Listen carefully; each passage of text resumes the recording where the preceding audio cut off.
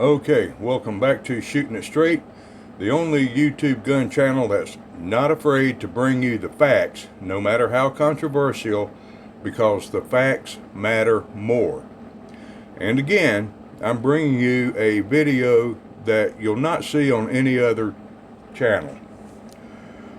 All right, we're having a discussion today concerning ballistic gel blocks used to determine defensive bullet performance. All right, now we're going to discuss the clear synthetic blocks versus the FBI spec gel blocks. Okay, you know what I'm talking about. Now, you have some folks that will scoff at the use of gel blocks to test ammo, and you have others that actually use that information, or at least some of it, to help in their defensive ammo selection. But there's a little problem here. You see, there's a hidden secret about the clear synthetic gel blocks that most folks don't know about. And the secret is this. It has been found in at least 2 separate but similar studies and testings that were conducted by 2 different groups at 2 different times, who have tested these synthetic blocks in a side-by-side comparison with the organic FBI gel blocks. And the conclusions were in both tests that the synthetic blocks are giving vastly different results than the FBI gel block. Not just a little different, but vastly different. Now, going by those results that you get out of the clear ballistics blocks could easily lead you, and law enforcement agencies, because they use that too, could easily lead you guys to selecting the wrong type of defensive ammo, and with potentially deadly results. Now, I'm not trying to be an alarmist here, nor am I trying to be dramatic, but you know, this is a serious problem that you need to be aware of. Now, there's basically 2 types of ballistic gel blocks. All right, the most widely used and popular are the clear 100% synthetic type that we always see on YouTube videos, and that most law enforcement agencies use to conduct their ammo test. Sometimes the manufacturer will refer to these or market these blocks as 10% ballistic gelatin, although they don't have 10% of anything because they're all synthetic anyway, right? All right, but now those blocks are popular because they give us a nice clear picture of the wound channel, the bullet position as it sets at its final resting position, and things of that nature. The blocks are not temperature sensitive, so you can use them anytime in any weather, and they can be melted down and reused. Now, they're clear simply because they're 100% synthetic. And you know what you do is buy the blocks and use them, and then you can melt them down and recast them multiple times. So in that sense, they're economical. Now, the FBI gel blocks are darker because they are organic, okay? And because they're organic, they are temperature sensitive. They can only be used at between certain degrees, 39 degrees, give or take a couple of degrees. And they're made with a 10% mixture of type A 250 bloom porcine gelatin. Now, porcine means pig. All right, so it's made of powdered pig muscle, pig bone, pig parts, all of that. Because pig muscle tissue is very ballistically similar in the density and viscosity of human muscle tissue. It is this gel block that the FBI uses for their bullet testing protocols, and it's the same one they use for their famous 12-inch minimum, 18-inch maximum bullet penetration standards. Now, the military uses a 20% mixture in that gel block, But then again, they're testing FMJ NATO ammo, so that's a little different.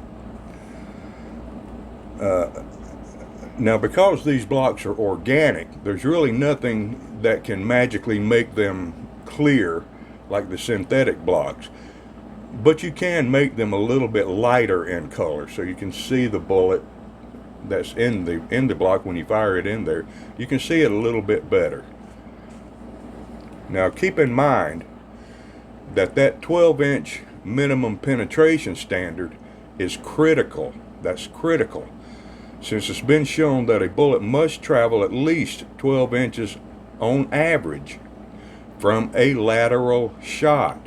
You have to understand that, from a lateral shot, which means that bullet has to first go through the upper arm and into the torso of a human. Okay, 12 inches minimum is not a front to back shot. That's a common misconception. It's a shoulder to shoulder shot. Okay, it's lateral, it's sideways. All right, so it's got to go through that arm and travel through the upper torso far enough, about midways, about the midline area, in order to hit and damage major blood-bearing organs that are necessary to cause rapid incapacitation. Now, this plays a very important role in the topic of this video.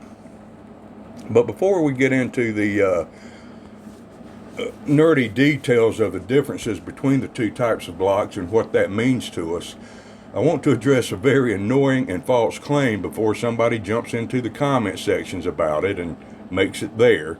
Let me just go ahead and cut it off right here. I've read a lot of times from people that trying to discredit ballistic gel testing by claiming, well, ballistic gel was developed to be a repeatable medium to test bullets and never was intended to replicate human tissue.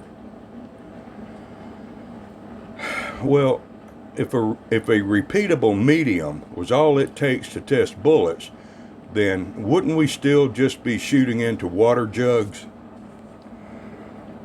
All right, look, take notes here, Einstein. It was, in fact, developed for the sole and specific purpose of predicting how a bullet would likely perform in human tissue. All right? It was specifically formulated to simulate, not replicate, simulate. Two different words, two different meanings.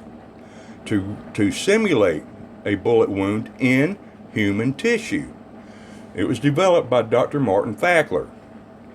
He's a former battlefield surgeon and founder and head of the Wound Ballistics Laboratory at the Letterman Army Institute. Now, it was Dr. Fackler who assisted the FBI in establishing their famous FBI protocol ballistics testing lab back in 1988. And since then, study after study after study, they conduct these studies every several years, has consistently shown that the FBI gel block protocol and practice and standards does in fact accurately reflect and predict bullet performance when striking living humans. Now, is it perfect? Well, of course it's not. Nothing ever will be. But it's close enough to perfect. All right, it's close enough. It's the closest thing we have. All right. Now that we've established the validity of using the FBI organic ballistic gel block, let's get into the little-known problems associated with the clear synthetic gel blocks that's causing many concealed carriers to dangerously select the wrong defensive ammo based on misrepresented bullet performances. Now, we all like to watch gel block ammo testing videos, usually with the heavy clothing barrier to conform to FBI tests. Everything they want to conform to all the FBI protocols and standards, and that's good. I'm not complaining about that. And after the shot, we see the person using a ruler to measure the penetration depth to make sure the bullet hits at least that magical 12-inch mark, right? Because that's the FBI minimum, right? Well, like I said, I admire the attempt to stick with the FBI protocol, but the problem is that the block itself is most likely Not all the time, but most likely far different than the FBI organic block, which is going to give you highly skewed results, inaccurate results. Not just a little inaccurate, a lot. The most recent testing of the synthetic gel blocks versus the organic gel blocks, the side-by-side testing, occurred about 2 years ago. As reported by the very highly reputable law enforcement publication police1.com, a cooperative effort between multiple parties was formed to obtain useful data on the differences of the two blocks. The information was shared with all parties post-test, including the manufacturer of the clear synthetic gel blocks. Now, both the clear and the synthetic blocks were calibrated according to FBI protocol standards by firing a steel BB into each gel block, per the FBI protocol. And the actual ballistics test itself involved firing into both types of blocks with the same number of shots with the same handgun and cartridges at the same distance, both in bare gel and with the clothing barrier. And this test was duplicated with 6 different 9mm cartridges from 5 different manufacturers and in different weights, bullet weights, into new blocks. Alright, now the first thing is, none of the clear synthetic blocks passed the FBI calibration when tested with the BB shot, despite all of those blocks having a certified calibration card with it. The FBI calibration standard calls for firing a .177 caliber steel BB traveling at 590 feet per second into the block from 10 feet away, and that BB must penetrate at least 2.95 inches, but no more than 3.74 inches. Now, when tested, the BB penetrated each of the 4 new synthetic blocks between 4.62 inches and 4.87 inches, far exceeding the FBI maximum depth. Even after the blocks were melted down and reconstituted for a second round of testing, which is allowable per the manufacturer, the BB calibration still failed the FBI calibration test by penetrating anywhere from 3.75 inches to 3.82 inches. Now that's better, but it's still a fail. Second, all of the 9mm rounds tended to underexpand and overpenetrate in the clear gel blocks, both in the bare blocks and in the heavy clothing blocks.